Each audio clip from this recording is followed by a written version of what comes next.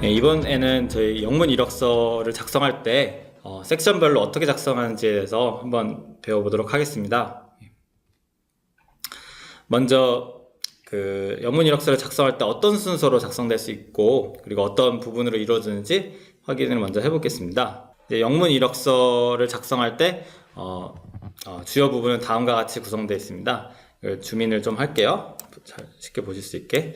먼저 상단에 보시는 것과 같이 이제 header with name and contact information, 말 그대로 이제 정말 본인의 이름 그리고 이메일 주소 그리고 전화번호 그리고 주소 그리고 혹시라도 링크드인 주소가 있으면 링크드인 주소도 포함하셔도 됩니다. 그리고 이제 나오는 부분이 executive summary입니다. executive summary는 바로 이제 영어 이력서를 작성을 했을 때 이제 그 이력을 이제 요약하는 개요라고 보시면 됩니다. 그래서 보통은 이제 한 문장에서 세 문장 이렇게 한 문단으로 구성되어 있고요. 이렇게 주요 이력 개요가 나온 다음에 보통은 이제 professional experience, 경력을 이제 작성을 합니다. 그 다음에 이제 education, 학력을 작성을 하고요. 그 다음에 이제 skills, 기술을 작성을 합니다. 이 순서는 조금 변할 수가 있어요. 말 그대로 executive summary는 보통 작성을 하긴 하지만 이제 뭐 생략하는 경우도 있고요. 프로페셔널 experience랑 education 같은 경우는 만약에 경력이 많지 않다면은 학력을 먼저 써주셔도 되고요. 근데 경력이 좀 뭐 기신 편이다 그러면은 이제 아무래도 경력이 먼저 부각돼야 되기 때문에 경력을 먼저 작성하고 그 다음에 이제 학력을 작성을 하십니다. 지금 보시는 샘플은 이제 먼저 경력이 먼저 작성되어 있는 샘플이고요. 저번에 비디오에 보셨던 영어 이력서 샘플은 이제 학력이 먼저 써 있었던 샘플입니다. 보시는 바와 같이 이렇게 연락처가 써 있고요. 이 부분이 이제 그 executive summary 부분입니다. investment analyst가 이제 이 지원자가 원하는 이제 제목이고요. 직업 제목이고 그리고 밑에 나와 있는 이 문단이 그 summary 부분입니다. 보시다시피 이렇게 세 문장에서 네 문장 정도 써 있고요. 요거를 이제 어떻게 작성을 하는지에 대해서 한번 살펴보겠습니다. 일단 executive summary는 지원하고자 하는 회사마다 좀 다르게 작성돼야 됩니다. 예를 들어서 뭐 똑같은 직종에 똑같은 직무를 이제 지원하시게 된다면 뭐 비슷하게 작성을 해도 되고요. 하지만 이제 만약에 다른 직종에 다른 직업을 이제 구하시고자 하면은 이 개요도 다르게 작성하셔야 됩니다. 그럼 이제 어떻게 내용을 포함해야 될지 한번 살펴보겠습니다. 그리고 또 참 말씀 안 드렸는데 이 서머리의 주 목적은 이제 일반적으로 이제 면접관이 이력서를 보면은 평균적으로 1분에서 2분도 그 시간을 소비하지 않고 바로 이제 확인을 한다고 합니다. 그렇기 때문에 이제 자신의 이력서를 굉장히 짧게 간결하게 부각시키는 게 굉장히 중요하거든요. 그래서 이 부분은 이제 세 줄에 네 줄 정도로 작성을 해서 자신의 경쟁력을 효과적으로 표현하는데 목적을 두고 있습니다. 다시 와서 이제 어떤 내용을 포함을 해야 될까요? 이 본인의 이제 경쟁력을 이제 표현을 해봐야 되는데 어떻게 이제 하는 방법이 있냐면 먼저 자신에게 제일 중요한 경쟁력 그리고 직무 능력 그리고 기술 뭐 5가지에서 10가지를 나열을 해봅니다. 그리고 잘하긴 하지만 좋아하지 않는 거는 되도록 제외하는 게 좋고요. 아무래도 잘하고 좋아하는 걸 여기다가 넣는 게 제일 중요합니다. 왜냐면 그게 이제 향후에 직업에서 해야 될 일이기 때문에 그걸 좋아하는 걸 포함하는 게 좋겠죠.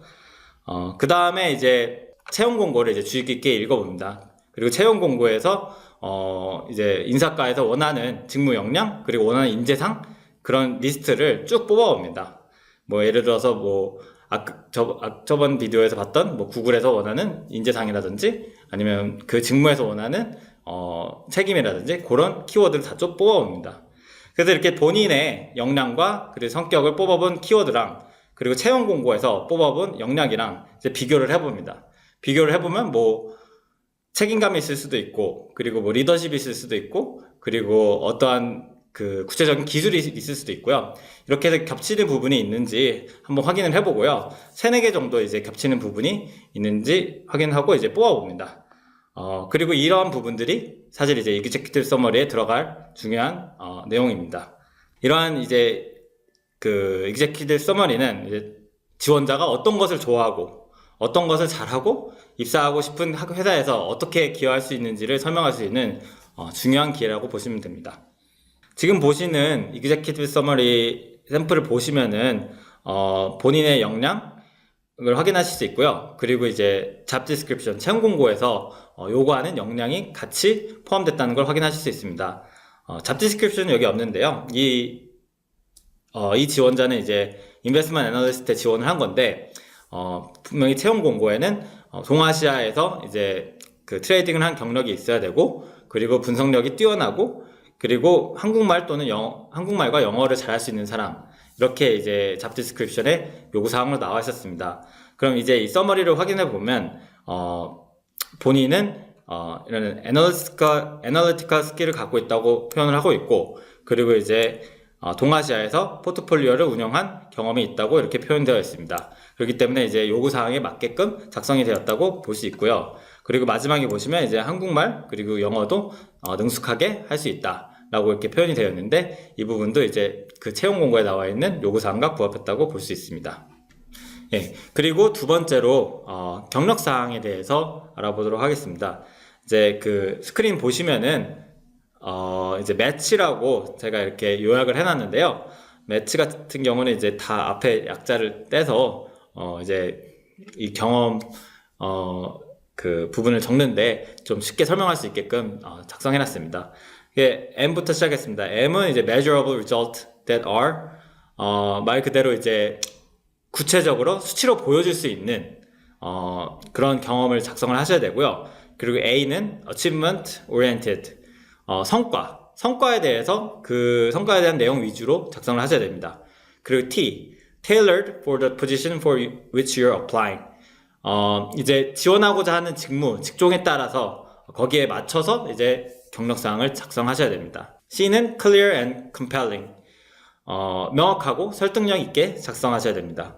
마지막으로 H honest 정직하고 과장되지 않게 기술하셔야 됩니다.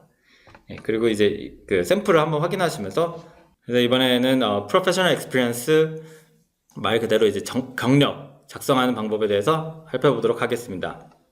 프로페셔널이라는 단어가 의미하듯이 이력서에 작성하는 이 경력 부분은 모든 직장에서 유급 재직한 경력을 의미합니다. 그렇기 때문에 뭐 정규직, 파트타임, 뭐 자영업, 뭐 유급 인턴십 등이 포함되고요. 봉사활동이나 자선활동 등은 이제 프로페셔널 익스피리언스에 포함되지는 않습니다.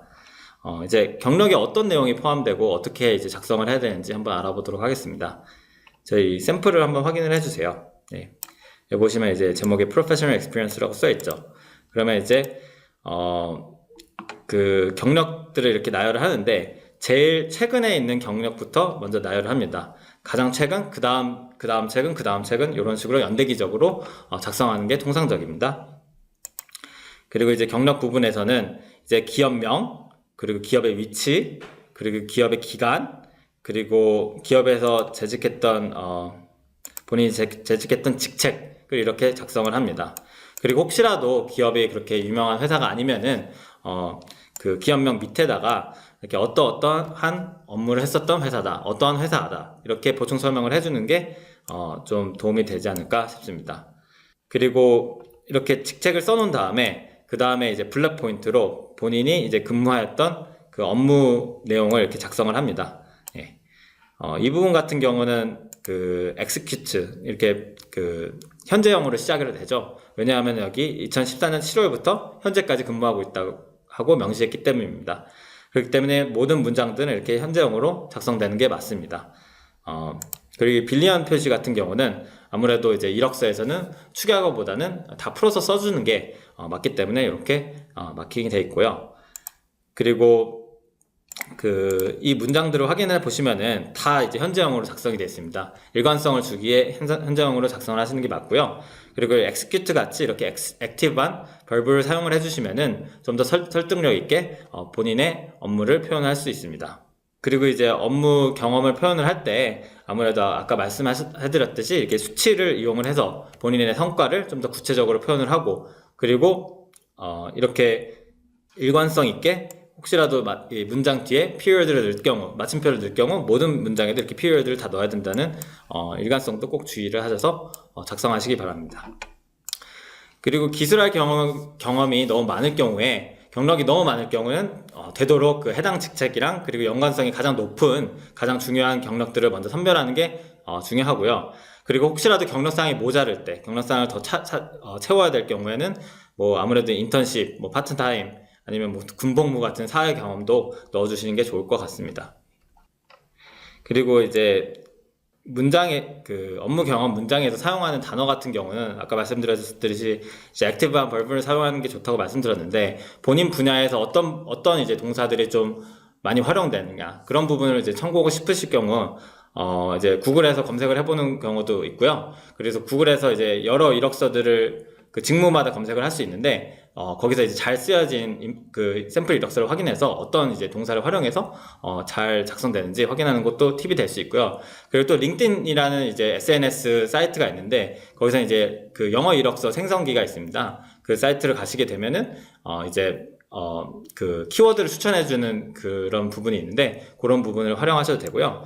그리고 저희가 이렇게 어떤 단어를 쓰고 어떤 단어를 피하면 좋을지 이렇게 정리를 해놨으니까 그 부분도 한번 확인해 보시고 꼭 이력서 작성하실 때 참조하시기 바랍니다.